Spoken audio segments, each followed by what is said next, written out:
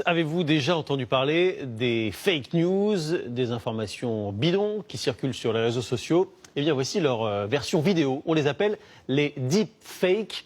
Et on s'arrête ce soir sur ce phénomène pour vous apprendre à les reconnaître et à vous en méfier. Bonsoir Yannick Hézard. Bonsoir. Alors dites-nous d'abord un peu plus en détail, c'est quoi exactement un deepfake? Eh bien, pour bien comprendre, regardez attentivement cette vidéo. Bonjour la France. J'ai choisi de m'adresser à vous aujourd'hui en français pour vous annoncer une grande nouvelle. J'ai décidé d'être candidat à l'élection présidentielle en France en 2022.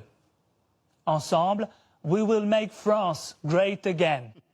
Alors attention, bien évidemment, Donald Trump n'a jamais prononcé ce discours. Au-delà de la voix, c'était la mienne, vous l'avez peut-être reconnu, c'est la vidéo qui est intéressante ici. C'est une fausse vidéo que nous avons fabriquée ici à TF1, précisément pour sensibiliser sur les risques de cette technologie. C'est cela qu'on appelle un deepfake, une vidéo très crédible, mais retouchée par de l'intelligence artificielle. Et c'est là tout le risque, justement.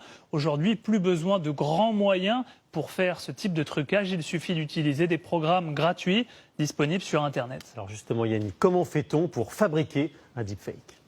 Alors concrètement, l'ordinateur va d'abord scanner mon visage qu'il va prendre comme modèle. Il va mémoriser parfaitement tous les micro-mouvements que j'effectue lorsque je parle. La deuxième étape, c'est qu'il va faire exactement la même chose avec le visage du président américain. Et ensuite, pendant des heures, il va avoir besoin de s'entraîner pour faire correspondre parfaitement tous ces micro-mouvements. Et le résultat, le voici.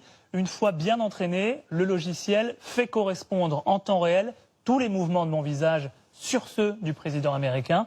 Il ne reste plus qu'à modifier la voix pour rendre le résultat quasi parfait.